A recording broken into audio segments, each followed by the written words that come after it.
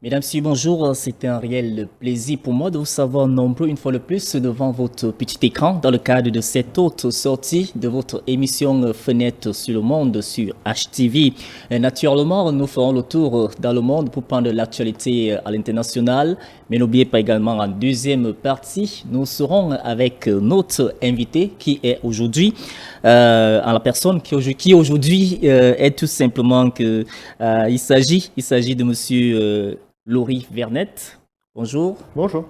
Voilà, Monsieur Laurie Vernet, c'est donc le chef de projet de l'Institut européen de coopération et de développement IECD. Avec lui, justement, on va parler d'un plan de cette coopération. Il s'agit justement de la lutte contre la drépanocytose. On va entrer en profondeur là-dedans et je suis sûr, certain que d'ici la fin de cette émission, on aura beaucoup d'informations en ce qui concerne la drépanocytose. Une fois de plus, merci d'être venu à HTV, à Humanitaire TV et surtout dans l'émission Fenêtre sur le monde.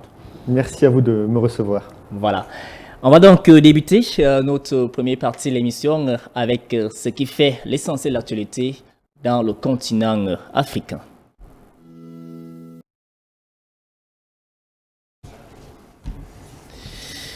En Afrique, justement, allons-y au Mali. Le Mali où la semaine a été marquée par la libération de l'humanitaire Sophie Petronin. Et on n'oublie pas également l'opposant Soumaïla Cissé. Alors, beaucoup de joie après plus de 4 ans de détention. Plus de détails dans ce reportage que signe TV5 Monde. Le bonheur est immense. Sophie Petronin libre. Les retrouvailles émouvantes entre une mère et son fils. Plus de 1300 jours qu'ils attendent ce moment. Ma mère, c'est un roc, avoue-t-il. Elle accepte de raconter cette longue captivité. Une détention, dit-elle, qu'elle a transformée en retraite spirituelle. Elle a accepté, n'a pas résisté. Au fond de moi, j'ai toujours été sûre et certaine que je retournerai, que je ne mourrai pas entre les deux. Et je me suis dit, surtout n'accorde pas d'importance à la mort, parce que tu ne sais pas où, quand et comment elle arrivera. Alors tu t'en fous. Vas-y, tiens bon. Sa famille s'est inquiétée pour sa santé. L'humanitaire de 75 ans se dit aujourd'hui en pleine forme. Lors de sa captivité, Sophie Petronin a pu écouter la radio. Ses gardiens lui ont fait passer des messages. Son fils n'a eu de cesse de se battre pour sa libération. J'ai fait de mon mieux. Mais tu as fait ce que tu pouvais faire, ce que tu devais faire, tu l'as fait. C'était pas assez. Mais non. Je t'ai dit, nul n'est infaillible sur cette terre. Alors, pourquoi est-ce que tu veux t'accuser, te culpabiliser? Tu as fait tout ce que tu peux faire. Il y a plein de gens qui sont autour de toi. Ils le savent. Sophie Petronin vivait à Gao au moment de sa prise d'otage, travaillant auprès d'enfants malnutris. Elle dit vouloir y retourner pour y jeter un œil. Son fils la modère. Attends-toi à ce que je cadre certaines choses. Tu n'iras pas où tu veux. Oui, chef. Reposez-vous bien. Au Sénégal, un nouveau métier fait courir beaucoup de monde. Il s'agit naturellement du métier de doubleur dans le cinéma. Une profession qui a besoin d'un carrage au sein de la communauté sénégalaise et ceci au profit des téléspectateurs qui devront désormais suivre leurs films en langue locale. Des précisions dans ce récit de MT de Médian TV. La profession de doublage de voix est un métier d'art. Un métier pratiqué par des comédiens amateurs ou professionnels. C'est le cas d'Endey Aramdian qui évolue dans le domaine du cinéma depuis plus de 6 ans. Qui te harcèle? Tu peux me faire confiance, je suis là pour t'aider. Surprise en pleine répétition, l'actrice accorde sa voix pour un prochain doublage. Malgré son amour pour cette profession, elle a du mal à vivre de son art. J'ai une voix portante qui pose et je me dis qu'avec ma voix, je ne parle pas de la présence scénique, mais avec ma voix, je sais que je peux faire beaucoup de choses sur côté doublage, sur les films et autres, mais ce n'est pas facile en tout cas. Malgré la pratique de cette activité par les comédiens, elle demeure très peu connue du fait de la barrière linguistique. Les maisons de production audiovisuelle essaient d'apporter leur pierre à l'édifice pour la vulgarisation de ce métier. 80% des Sénégalais parlent Wolof. Donc tout ce qui est en français n'est pas trop prisé. Ils ont la qualité de production. Mais le truc dommage, c'est qu'ils avaient la qualité de production, mais c'est qu'on ne comprenait pas le film, c'était en Wolof. Donc ils ont compris l'intérêt de faire ces films en français pour que les autres comprennent. Le doublage est souvent le début d'une succession des métiers intimement liés. Aïcha est script pour les adaptations de séries télévisées en version radio. Là aussi, la voix est un outil essentiel. On est vraiment plus focus sur les voix, sur le bruitage, et après il y a les narrations. Parce que dans les enregistrements, on ne voit pas le décor, on ne voit pas la mise en scène. Donc on remplace cette étape-là, cette partie-là en tout cas, avec des narrations, afin qu'on sente en tout cas le film. Le métier du doublage commence à gagner du terrain avec l'avènement des séries étrangères sur le continent. L'Afrique du Sud et le Nigeria en sont les précurseurs. Au Sénégal, la discipline pourrait prendre une vitesse grand V dans les prochaines années. Au Maroc, après donc plusieurs mois d'arrêt d'activité suite à la pandémie du Covid-19, les sportifs peuvent désormais retrouver leur salle de sport pour leur jogging. Des détails dans ce reportage de Médian TV. Peuvent reprendre leurs exercices de musculation. Ce lundi, les salles de sport et les clubs de fitness ont repris du service dans la ville de Tanger. La fermeture due aux circonstances de la pandémie ont sévèrement impacté ce secteur qui ne peut plus d'encaisser les coûts.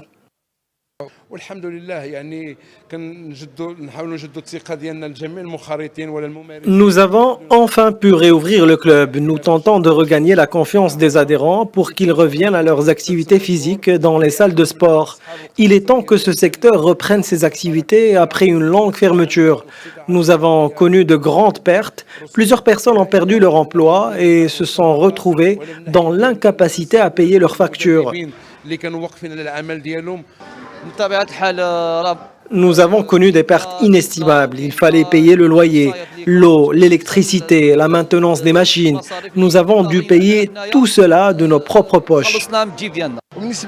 L'administration du club nous a remboursé pour les mois d'inactivité et nous sommes très contents de retrouver la salle de musculation. La réouverture des salles de sport a été accompagnée par des remises pour attirer de nouveaux adhérents. Un protocole sanitaire strict a été mis en place, 50% seulement de la capacité d'accueil, la désinfection non-stop des machines et la mise en place d'un vigile pour ausculter la température des sportifs avant d'attaquer leurs calories. Allez, c'est tout pour l'actualité en Afrique. On va cette fois-ci nous rendre du côté du plus vieux continent, le continent européen.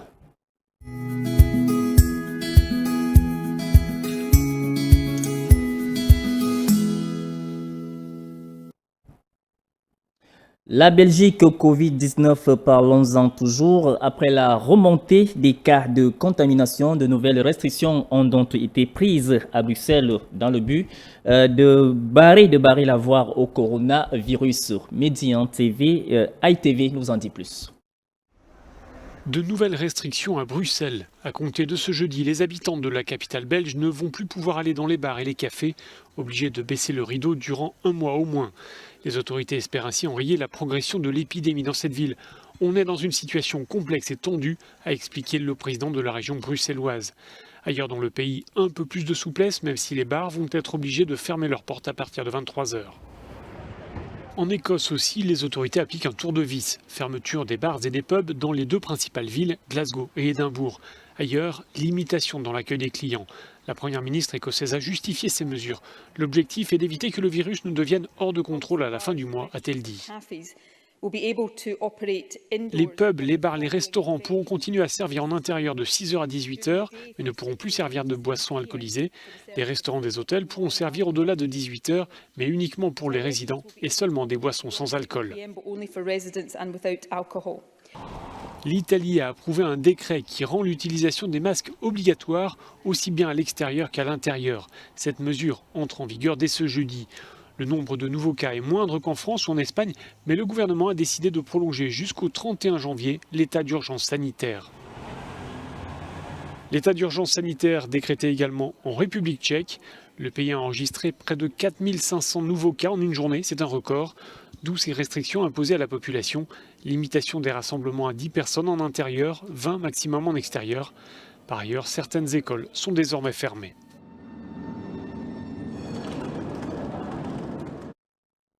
Allez, parlons de l'Union européenne pour dire que de nouvelles tensions politiques après donc l'annonce de la réouverture de Varosha sur l'île de Chypre. Il faut dire que l'Union européenne donne donc des avertissements à ce propos. Les détails dans ce reportage. L'annonce de la réouverture de Varosha sur l'île de Chypre provoque de nouvelles tensions politiques. La mesure a été annoncée par le président turc et le premier ministre de l'autoproclamée République turque de Chypre Nord. La station balnéaire de Varosha appartient à l'agglomération de Famagusta. La zone a été clôturée par les militaires turcs lors de l'invasion de l'île en 1974. Une résolution de l'ONU de 1984 demande le transfert de la ville aux Nations Unies et interdit toute tentative d'installation, à l'exception de ceux qui ont dû fuir les lieux. Le chef de la diplomatie européenne ne cache pas ses inquiétudes. Pour Josep Borrell, cette décision risque de renforcer les fractures déjà profondes et rendre plus difficiles encore les efforts de résolution. La balle est dans le camp de la Turquie de montrer si elle est véritablement intéressée par un dialogue constructif. Et si nous ne voyons pas d'efforts sincères, d'engagement positif, et si nous observons une continuation d'actions unilatérales et de provocations, alors nous serons prêts à discuter d'autres options, des options restrictives, et pas seulement l'agenda positif qui a été mis sur la table dans l'intérêt de l'Union européenne de poursuivre avec la Turquie. Les 27 ont donné jusqu'au mois de décembre pour une désescalade des tensions en Méditerranée orientale. Pour ce faire, la Turquie doit retirer son navire de forage présent dans la zone économique exclusive chypriote. Pour certains acteurs, Ankara cherche à s'impliquer dans la campagne présidentielle en cours dans le nord de l'île. En plus du fait qu'il n'est pas acceptable que la Turquie intervienne dans la campagne électorale, c'est une violation inacceptable de la résolution de l'ONU.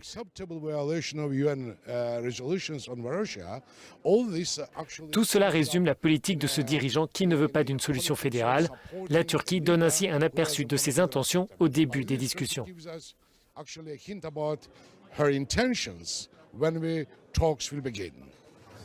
La République de Chypre se tourne déjà vers le Conseil de sécurité des Nations Unies.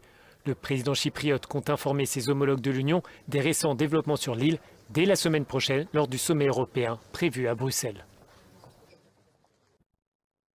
Restons à l'Union européenne pour parler cette fois-ci de l'affaire Navalny. Voilà, le ton monte entre Berlin, Paris et Moscou. Et ceci dans un communiqué conjoint. Les ministres des Affaires étrangères de France et d'Allemagne affirment mordicus que l'opposant russe a bel et bien été empoisonné en Russie. Des détails dans ce reportage d'Euronews. Berlin et Paris dénoncent une implication et une responsabilité russe dans l'empoisonnement de l'opposant Alexeï Navalny.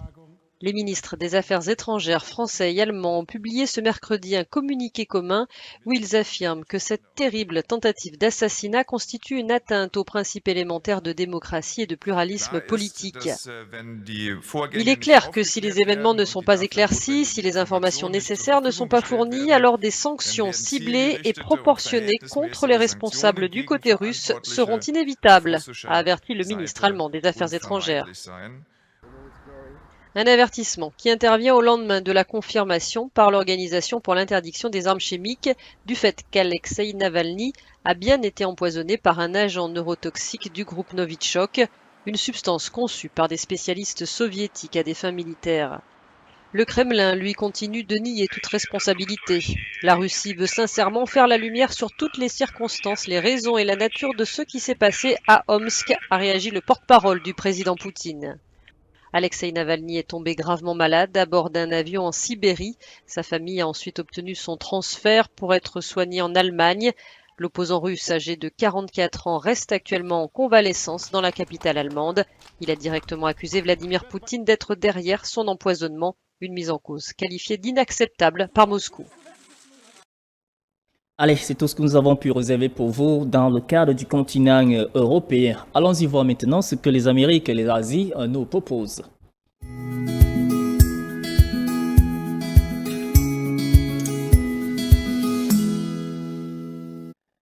Les États-Unis d'Amérique, le Covid-19, on en parle toujours. Après le couple présidentiel, des dizaines d'autres personnes ont donc été confirmées positives à la Maison-Blanche. La Maison-Blanche est-elle devenue le siège du Covid-19? Élément de réponse dans ce reportage de France 24.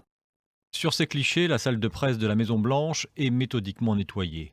Une White House devenue un foyer épidémique. Stephen Miller, l'un des principaux conseillers de Donald Trump, a annoncé à son tour sa contamination. Il y avait déjà eu l'épouse du président, Melania, la porte-parole de la Maison-Blanche, une autre de ses proches conseillères et son directeur de campagne. Le docteur Anthony Fauci, le monsieur Covid-19 de la Maison-Blanche, déplore cette multiplication des cas. What went on in the White House, I don't want to... Every time I say something that's an issue, I wind up spending a lot of time answering phone calls and emails. I should say it was not done according to what I would have recommended. Ces recommandations, notamment le port du masque, contrastent avec la position de Donald Trump qui n'a eu de cesse de minimiser le virus et de contester des mois durant l'utilité du masque. Son adversaire à la présidentielle, Joe Biden, envisage d'ailleurs l'annulation du deuxième débat prévu la semaine prochaine si Donald Trump, revenu à la Maison-Blanche après son séjour à l'hôpital, est toujours porteur du virus. Et il n'y a pas que la Maison-Blanche qui est touchée. Au Patagone, tout l'état-major s'est mis en quarantaine après avoir côtoyé un amiral testé positif. Voici l'armée la plus puissante du monde, mise sous pression par la pandémie. Allez, bouclons notre série de reportages avec le prix Nobel de la paix 2020 pour dire que le programme alimentaire mondial, le PAM, a donc bénéficié de l'attention du comité Nobel qui lui a attribué le prix Nobel de la paix pour l'année 2020, ceci pour ses efforts consentis dans l'humanitaire. Des précisions dans cet élément de TVC Monde. Sur tous les terrains, par tous les moyens, le PAM, c'est un objectif clair, éradiquer la faim dans le monde d'ici 2030. Rien que l'année dernière, 15 milliards de rations ont été distribuées, 97 millions de personnes aidées à travers 88 pays. Mais l'horizon reste sombre. La pandémie de Covid-19 sévit. Les aléas climatiques laissent sans toit, sans ressources des centaines de milliers de personnes, comme ici au Soudan du Sud, mais aussi les guerres, grandes pourvoyeuses de misère et de faim. Le comité norvégien a décidé d'attribuer le prix Nobel au programme alimentaire mondial pour ses efforts de lutte contre la faim, pour sa contribution à l'amélioration des conditions de paix en zones touchées par les conflits et pour avoir joué un rôle moteur dans les efforts visant à empêcher l'utilisation de la faim comme arme de guerre et de conflit. Sur ces images, le Yémen où sévit un conflit interminable. Le PAM y a déployé sa plus grande opération à travers le monde. 10 millions d'enfants, de femmes, d'hommes ont besoin d'aide alimentaire. Pour l'agence onusienne, paix et éradication de la faim sont indissociables. C'est bien la première fois de ma vie que je suis sans voix. C'est incroyable. C'est grâce à la famille du PAM. Ils sont là-bas dans les endroits les plus difficiles et les plus complexes du monde, où il y a la guerre, les conflits, les climats extrêmes. Peu importe, ils sont là-bas et ils méritent ce prix. Le PAM est entièrement financé par des contributions volontaires. Ces travailleurs humanitaires arpentent le globe depuis 6 décennies. Voilà, on va dire merci à Stéphie Chamba qui nous a aidé à collecter toutes ces informations. Et je me tourne à présent vers notre invité du jour qui n'est autre que Monsieur Laurie Vernet. Bonsoir une fois de plus. Bonsoir. Voilà, vous êtes donc le chef de projet Institut européen de coopération et de développement, IECD. C'est bien ça? C'est absolument ça. Voilà, et justement dans ce projet, dans cette coopération, il y a un volet qui concerne naturellement le volet de la lutte contre la drépanocytose. Oui, absolument. Donc l'organisme pour lequel je travaille, que vous avez cité, l'Institut européen de coopération et de développement, c'est une organisation internationale de solidarité internationale. Solidarité internationale. De droit oui. français et qui agit dans plus de 15 pays dans le monde, dans plein de thématiques différentes, mais qui, au Cameroun et dans 4 autres pays d'Afrique, mène un programme d'amélioration de la prise en charge socio-sanitaire de la drépanocytose. Voilà, avant donc d'entrer de plein pied dans ce sujet, le sujet de la drépanocytose, vous avez certainement regardé avec moi ces quelques reportages proposés par nos collègues des autres rédactions, et certainement il y a certains reportages qui vous ont frappé à l'œil. Commençons par le dernier reportage, celui du PAM, le prix Nobel de la paix, qui a été décerné au PAM. On sait que c'est souvent, ce n'est pas toujours donné qu'une institution onusienne se retrouve en train d'être décernée. Alors, vous, quelle est la réaction que vous pouvez avoir par rapport à ce prix? Je pense que c'est une bonne nouvelle, notamment parce que le PAM fait, comme on l'a vu sur ces images, un travail très important, et aussi parce que ça remet en avant un peu le multilatéralisme, qui a souvent été attaqué, notamment par les déclarations de certains sur tous les présidents, terrains, par tous les moyens. Et je pense que c'est un objectif clair, notamment dans éradiquer la la coopération faim dans le internationale, monde est d'ici très 2030. important. Rien que l'année C'est une bonne dernière, nouvelle 15 pour le PAM. milliards de On voit rations également ont le été Covid-19 distribués, qui continue à, 97 malgré millions tout, de il y a personnes aidées à travers des 80 remontées pays. des cas de Mais contamination, l'horizon reste notamment sombre. en La Europe, pandémie de aux Amériques. Covid-19 sévit. Et Les on aléas voit climatiques cependant, sans ressources des des centaines nouvelles de milliers de restrictions qui sont personnes, prises comme en ici au Europe Soudan notamment. du Sud. Alors ça Mais veut dire aussi les que guerres. ce n'est pas le moment de baisser les bras, il faut continuer le combat. Oui, alors les mesures, ces nouvelles mesures de restriction sont souvent polémiques, et elles sont souvent parfois critiquées par beaucoup de gens. Moi je pense que c'est très difficile de prendre des décisions pour les gouvernements. Effectivement, il semble qu'il y ait une très forte hausse des contaminations, une seconde vague comme on dit. Oui. Donc voilà, c'est la responsabilité des gouvernements et la responsabilité individuelle de faire face à ces hausses de contamination pour que ça reste gérable. D'accord. Voilà, on va terminer donc avec cet autre reportage que nous avons regardé ensemble, c'est celui du Sénégal. Le Sénégal où justement il y a un nouveau métier qui fait courir, c'est le métier de doubleur, c'est-à-dire beaucoup estiment qu'il faudrait permettre à tout un chacun de suivre, de regarder un film, même s'il a été produit en anglais, que ce film-là soit reçu en langue locale. Et c'est ce que s'évertuent certains acteurs sénégalais.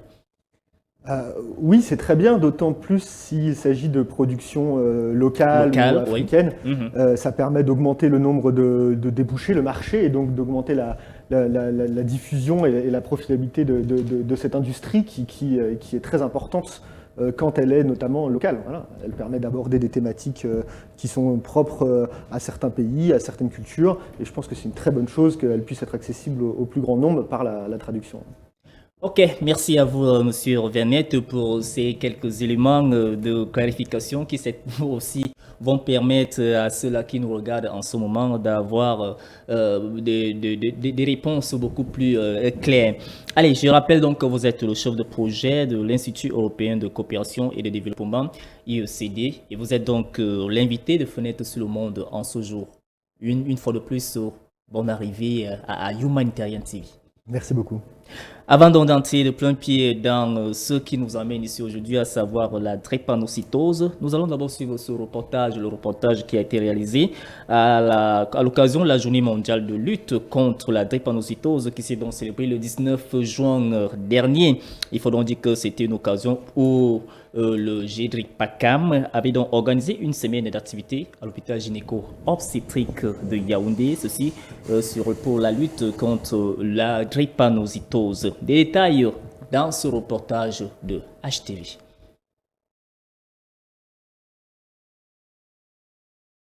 L'espérance de vie pour un drépanocytaire au Cameroun est de 25 ans. Une situation qui pousse à accroître les mesures de sensibilisation et de prise en charge des personnes atteintes de cette maladie. La célébration de la 12e édition de la Journée mondiale de la drépanocytose ce 19 juin 2020 a donné l'occasion au groupe d'études sur la drépanocytose au Cameroun de présenter aux parents d'enfants drépanocytaires les actions menées par ce groupe et ses partenaires. Nous avons mis en place un système de dépistage néonatal gratuit pour tous les enfants qui naissent dans cet hôpital et dans tous les hôpitaux partenaires. Aujourd'hui, c'est 55 000 enfants dépistés grâce à ce projet. À côté de ça, nous avons un appui à la prise en charge de ces enfants dépistés porteurs d'un syndrome drépanocytaire majeur. Nous mettons à leur disposition des médicaments, les médicaments essentiels pour lutter contre leur maladie, et nous prenons en charge un certain nombre de consultations.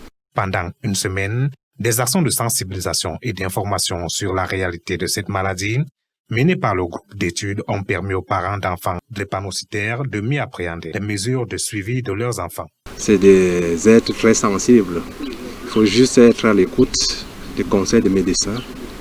Et je veux parler surtout au niveau des consultations. Il faut régulièrement fréquenter les médecins et mettre un accent particulier au niveau de la nutrition. Ces choses-là, vous allez voir que ça va passer naturellement. En partenariat avec le GEDREPACAM, l'hôpital gynéco-obstétrique et pédiatrique de Yaoundé entend renforcer l'identification et l'accompagnement des enfants malades. Ce que je peux dire, c'est que nous sommes engagés à HGOPI de travailler et avec les familles, en partenariat avec tous les gens de bonne volonté, les âmes bienveillantes, à d'abord identifier les enfants malades, ensuite les accompagner jusqu'à l'âge adulte, et pour éviter donc et diminuer cette maladie et diminuer le nombre de drépanocytaires dans notre communauté. Première maladie génétique de sang, la drépanocytose, encore appelée anémie falciforme, fait des millions de morts chaque année en Afrique. Au Cameroun, 50 à 75% d'enfants drépanocytaires meurent avant l'âge de 5 ans. La célébration de cette 12e journée sonne donc comme un cri d'alarme pour que davantage de lumière soit faite sur cette maladie au Cameroun. Ok, voilà, on venait donc de suivre ce reportage qui a été donc réalisé à l'occasion de la journée mondiale de lutte contre la drépanocytose qui se célèbre donc chaque 19 du mois de juin. Et vous y étiez justement pendant cette cérémonie, vous étiez au centre de l'organisation des activités. Quelle est la réaction que vous pouvez avoir? Oui, c'était un moment fort. Hein. Donc chaque année, comme vous l'avez dit, le 19 juin se tient la journée mondiale de la lutte contre la drépanocytose. Donc c'est un moment de forte activité hein, pour nous qui sommes engagés dans ce combat-là. Donc là, grâce à l'hôpital gynéco-obstétrique et pédiatrique de Yaoundé, Anne Gousso, on a pu mener un certain nombre d'activités, ce qui était difficile dans un contexte de coronavirus. Hein. Oui. Donc non, c'était de bons souvenirs et je remercie l'administration et la direction de l'hôpital de nous avoir appuyés dans ces activités-là. Alors, parlons donc à présent de cette maladie, la maladie qu'on appelle donc drépanocytose. Il s'agit de quoi concrètement? La drépanocytose, c'est une maladie génétique. Oui. Donc ça veut dire qu'elle est transmise dès la naissance par les deux parents. C'est une maladie qui se traduit par une déformation de l'hémoglobine. Donc les globules rouges, au lieu d'être de forme biconcave, souple, comme en forme de pastille, hein, oui. Sont en forme de banane ou de fossile. Et ce qui entraîne tout un tas de complications. Globalement, en fait, le globule rouge font beaucoup moins bien leur travail, donc l'oxygène circule moins bien. Les globules rouges ont tendance à se bloquer dans les vaisseaux sanguins et à avoir une durée de vie beaucoup plus courte que les globules rouges normaux.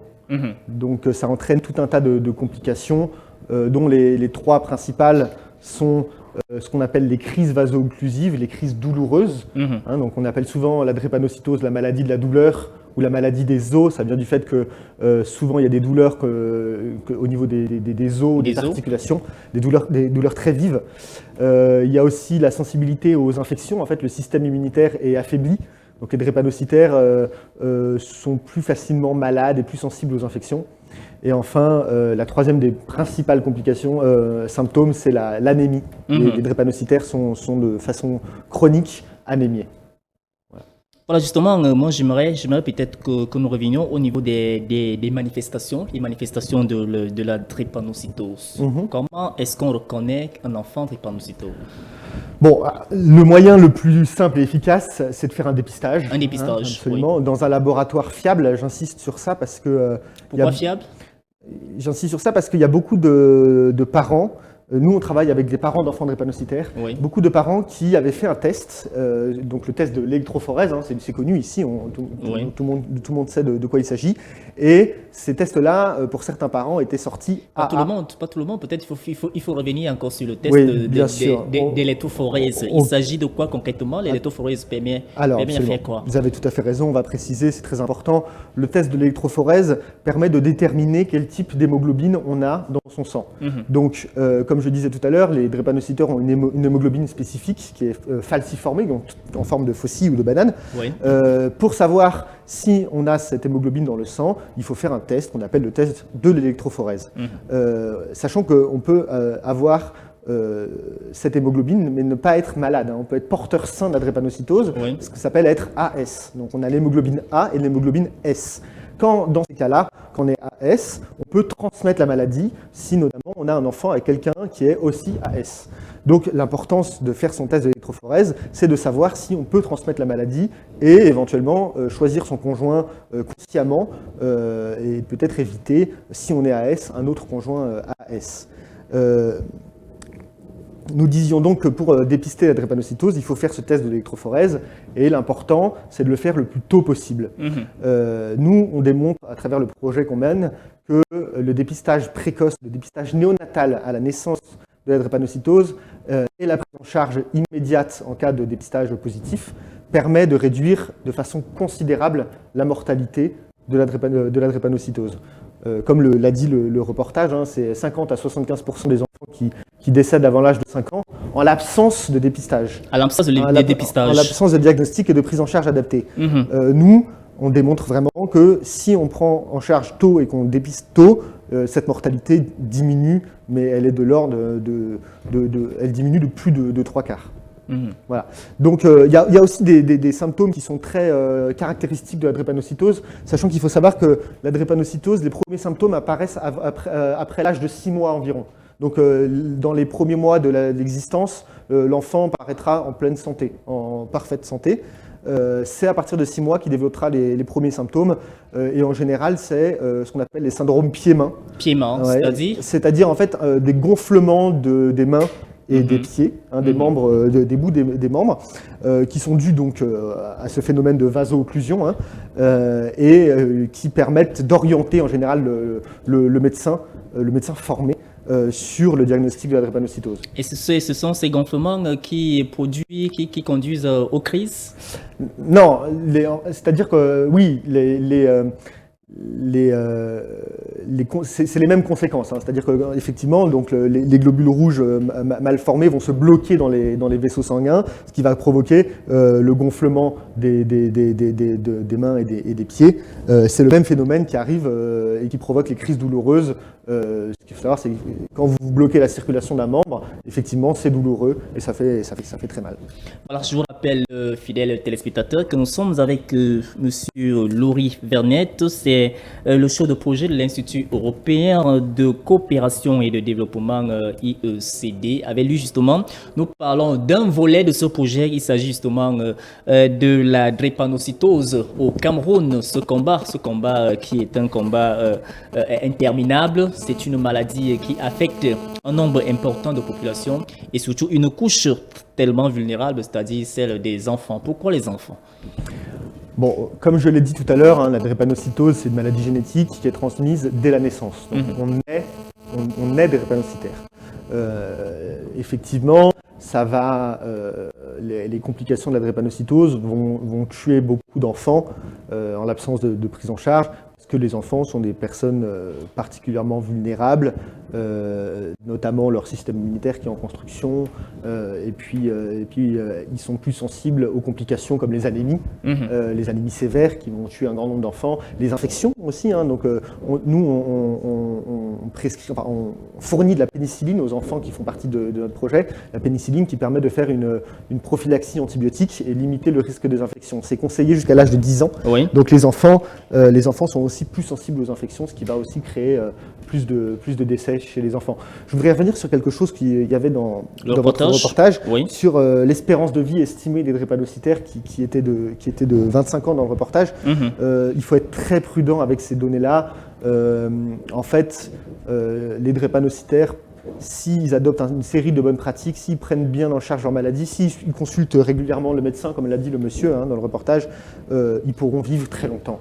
Nous, on travaille avec des associations. Donc ça veut dire qu'il n'y a pas de limite, il n'y a pas d'espérance de vie Non, vous pouvez statistiquement faire une espérance de vie, mais elle n'a pas de sens, dans le sens où... Parce que généralement, on dit qu'un drépanocytaire, s'il a beaucoup vécu, c'est peut-être 21 ans ou trop 25 ans. Non, justement, nous, on se bat pour lutter contre cette idée préconçue. Il y a beaucoup d'idées préconçues sur la drépanocytose et c'est une des plus importantes pour nous car elle a un impact psychologique très fort sur les drépanocytaires et notamment sur les drépanocytaires adolescents avec lesquels on travaille dans les lycées, qui, eux, sont persuadés qu'ils ne dépasseront pas l'âge de 20 ans, qui vont mourir dans 3, 4, 5 ans. Alors que non, nous, on travaille avec des drépanocytaires qui ont 60 ans, 65, qui sont parents, grands-parents, qui ont fait des grandes études, qui ont un travail, qui tiennent un restaurant. Non, vous pouvez vous épanouir professionnellement, personnellement, et avoir une très longue vie quand vous êtes drépanocytaire. Il y en a beaucoup.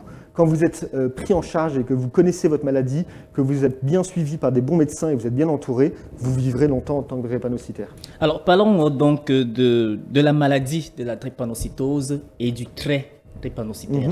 Qu'est-ce qui peut faire la différence entre les deux? Alors, si on saurait parler de différence, la relation entre les deux. Alors oui, donc en fait la maladie, ce qu'on appelle le syndrome drépanocytaire majeur, provient du fait que les deux parents ont transmis le gène S. Voilà, le gène de l'hémoglobine S. Donc, S, c'est pour sickle, donc la faucille en anglais. Donc, vous pouvez être, comme je l'ai dit, porteur sain quand vous êtes AS. Donc, ça concerne les personnes AS et plus les personnes SS. Donc, globalement, ça représente 50 millions de personnes dans le monde. Donc, c'est quand même très important. Les personnes SS, donc, qui vont hériter des deux parents le gène S, sont porteurs d'un syndrome drépanocytaire majeur. C'est-à-dire que leur hémoglobine est composée, dans la grande majorité, de globules rouges falciformés. Voilà, donc ils ont dans leur gène. C'est pour ça qu'il n'existe pas à ce jour ou très peu de traitements curatifs de la drépanocytose, parce que ça se joue au niveau des gènes. Donc pour traiter ça, il y a des on va peut-être en parler tout à l'heure, mais voilà, il y a des traitements expérimentaux qui sont en cours d'élaboration. Mais voilà, donc c'est pour ça qu'il faut se méfier des médicaments prétendument miracles qui vous disent qu'ils vous transforment le SS en AA ou en AS. Voilà, il faut faire très attention avec ça. Là, la science est très prudente sur ça. Voilà, justement, on va parler de la prise en charge. La prise en charge du drépanocytaire. On a eu à faire allusion aux complications tout à l'heure là. On a mentionné les manifestations. Parlons un tout petit peu de la prise en charge. Et là, il y a un médicament qui revient toujours, à savoir l'hydroxyurée. On dit que c'est le médicament le plus sûr. Alors oui, l'hydroxyurée, donc commercialisé généralement sous le nom de Hydrea, c'est un médicament qui est assez récent dans la prise en charge de la drépanocytose et qui a aujourd'hui démontré son efficacité. Donc en fait, c'est un médicament qui va stimuler la production d'hémoglobine fœtale. Donc j'en ai pas parlé tout à l'heure, mais l'hémoglobine fœtale, c'est une hémoglobine qu'on a à la naissance et qui diminue progressivement au cours des premiers mois de la vie. C'est pour ça que les drépanocytaires, comme je le disais, ne font pas de symptômes avant l'âge de 6 mois, parce qu'ils sont protégés par l'hémoglobine fœtale, qui est transmise par la mère dans l'utérus. C'est-à-dire, donc ce médicament, l'hydroxyurée, va stimuler cette production d'hémoglobine fœtale. Donc l'hémoglobine fœtale n'est pas déformée et donc va pouvoir jouer efficacement le rôle des globules rouges. Donc l'Hydrea est un très bon médicament pour réduire les complications. Cependant, aujourd'hui, il ne bénéficie pas encore d'autorisation de mise sur le marché au Cameroun. Donc il est parfois difficile de s'en procurer. Donc dans les grandes villes, il est parfois en rupture de stock, mais il est souvent disponible, mais à un prix parfois cher. Et en milieu rural, là, pour le coup, il est quasiment inaccessible. Mais enfin, l'Hydrea fait partie des traitements efficaces, mais on ne met pas tous les enfants sous Hydrea, enfin on ne met pas tous les patients drépanocytaires. On a tendance à mettre les patients drépanocytaires qui font beaucoup de crises, par exemple, sous Hydrea, sachant qu'aujourd'hui, le médicament qu'on prescrit à tous les drépanocytaires, c'est l'acide folique. L'acide folique. Voilà, qui est censé, lui, stimuler la production d'hémoglobine tout court, et donc lutter un peu contre l'anémie et contre toutes les complications de la drépanocytose. Donc les drépanocytaires sont tout à fait au courant, qui doivent prendre leur acide folique tous les jours. Ça, c'est un médicament qui est quand même beaucoup plus accessible et nettement moins cher. Voilà, fidèles téléspectateurs, on ne cessera jamais assez de vous le rappeler. Nous sommes avec Monsieur Laurie Vernet, il est le chef de projet de l'Institut européen de coopération et de développement. Nous parlons d'un pan de ce projet, à savoir donc la lutte contre la drépanocytose, ou tout au moins comment trouver des voies et moyens, des solutions pour pouvoir améliorer la condition de vie de ceux-là qui sont porteurs de la drépanocytose.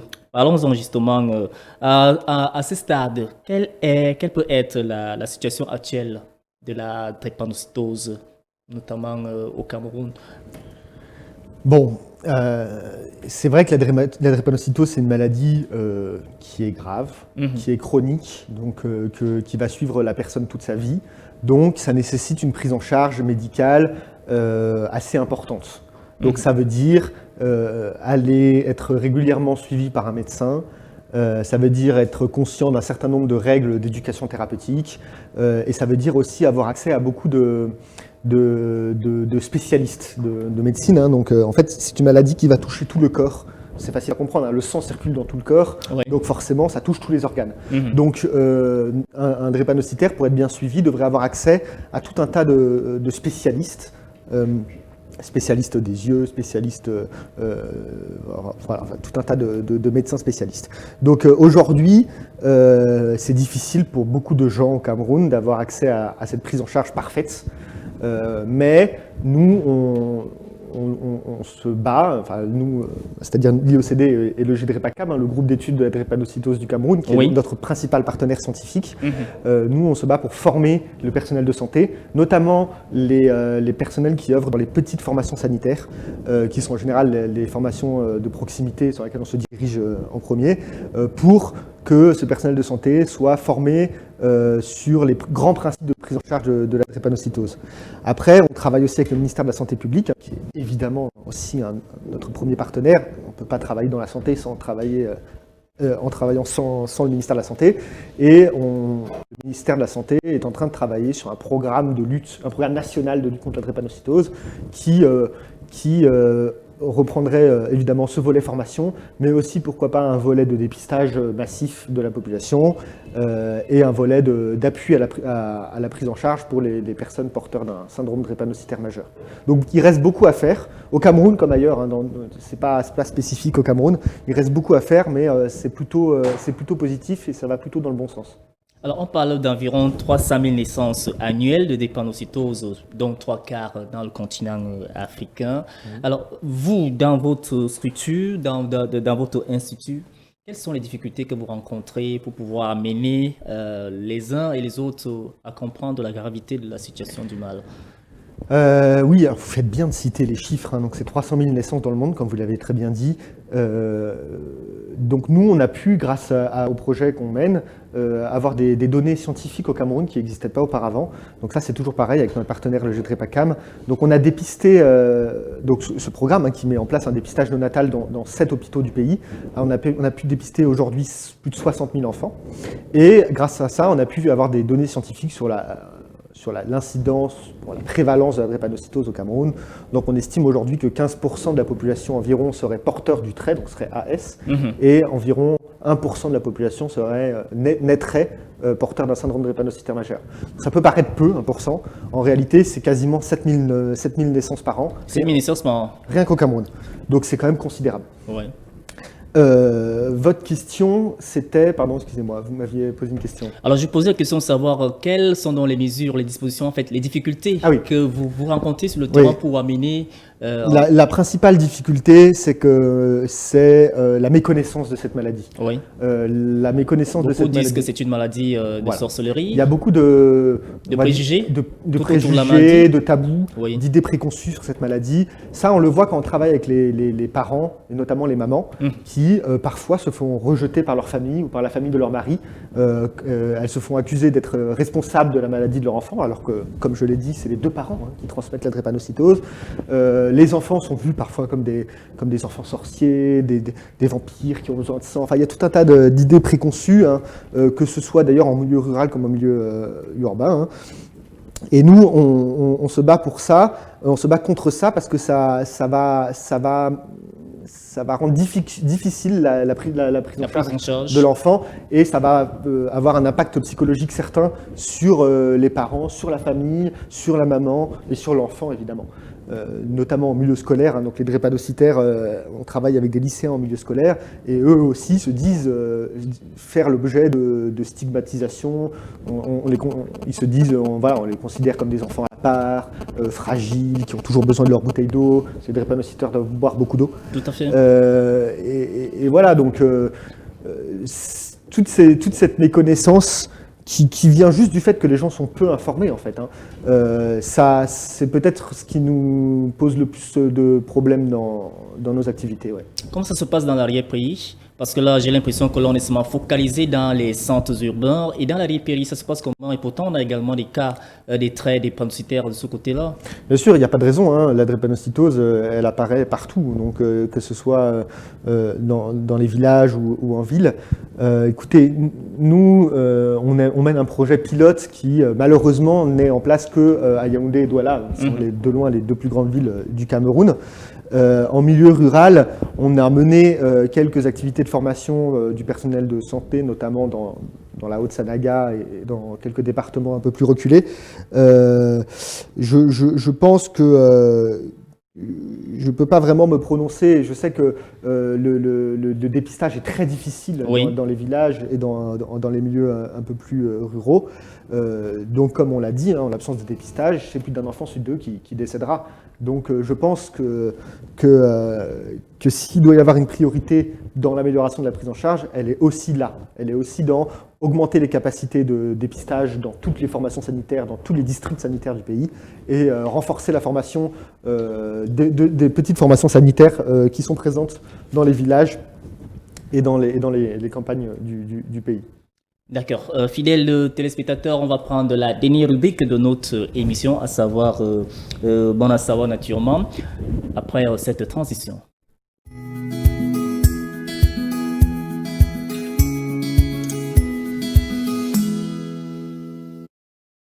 Alors, vous avez connu Manu Dibango?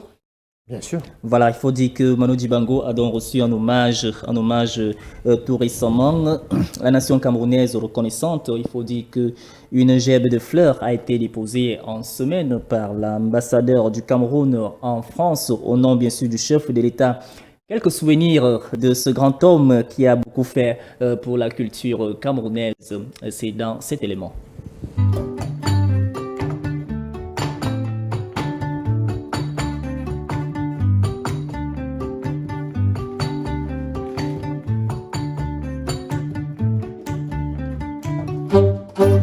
Indépendance, cha-cha, tozouye. Okipwanza, cha-cha, toubakili. Au table ronde, cha-cha, bagagnéo. Olipanda, cha-cha, tozouye. Indépendance, cha-cha, tozouye. Okipwanza, cha-cha, toubakili. Au table ronde, cha-cha, bagagnéo. Olipanda, cha-cha, tozouye.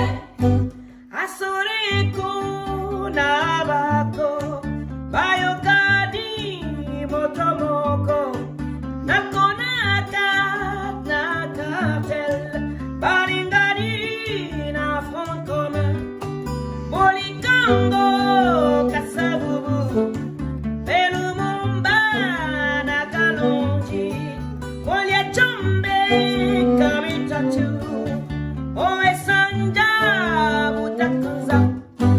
Indépendance, cha-cha, tozouye. Okipanda, cha-cha, toubakidi. Au table ronde, cha-cha, bagagnéo. Olipanda, cha-cha, tozouye.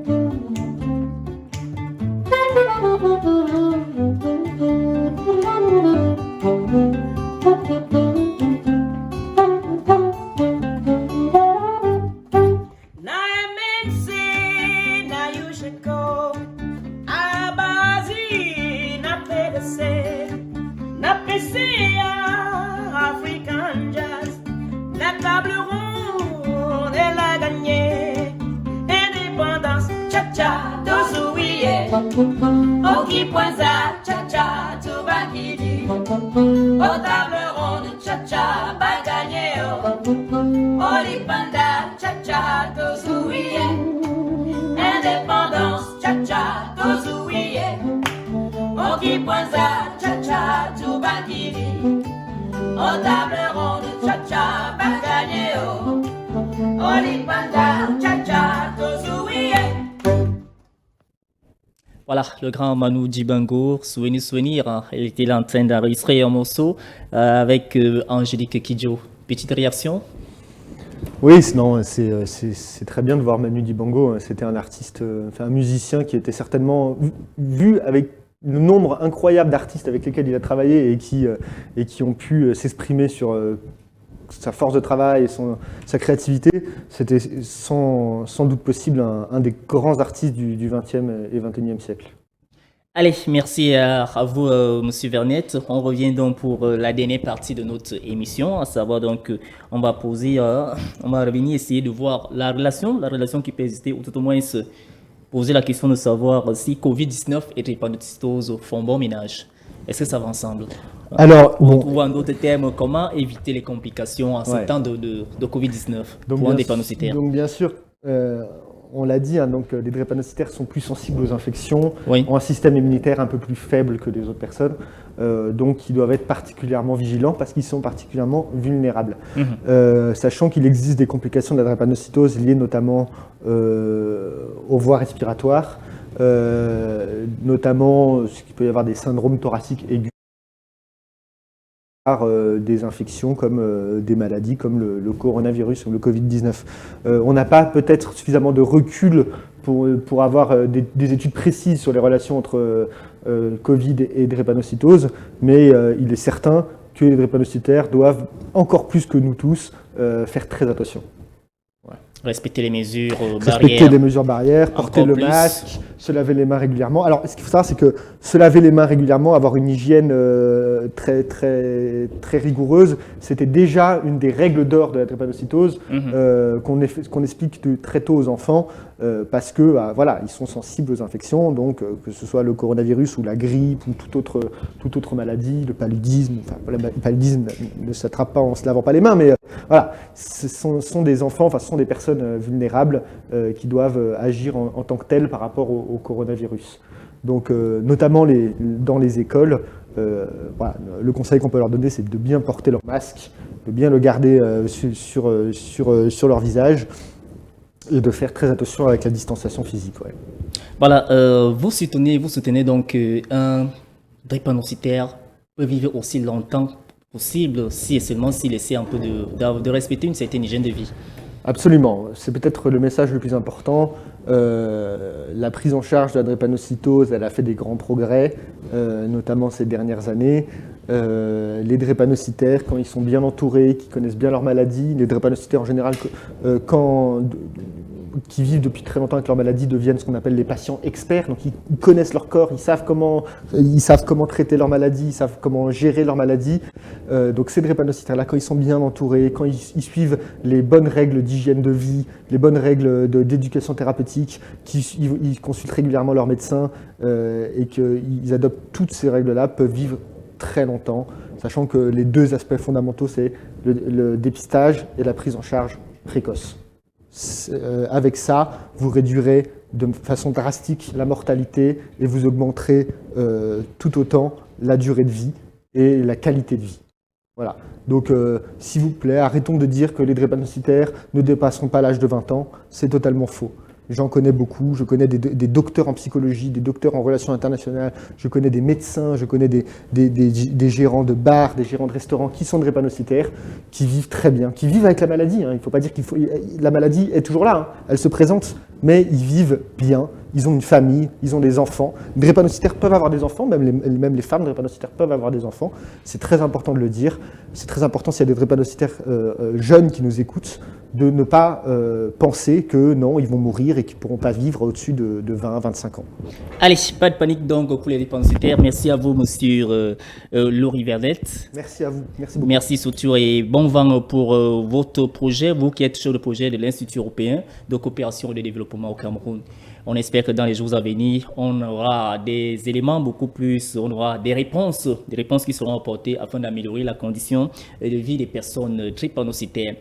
Mesdames, Messieurs, ce fut un réel plaisir d'avoir été en votre compagnie. C'était encore une autre sortie de Fenêtre sur le Monde. On va dire merci à William Kamga qui est à la régie de son. Merci également à Clave Djandjora qui est au niveau de la réalisation. On ne va pas oublier Stéphie Chamba. On se donne donc rendez-vous pour une autre édition lundi en 8. D'ici là, portez-vous bien. Bye bye.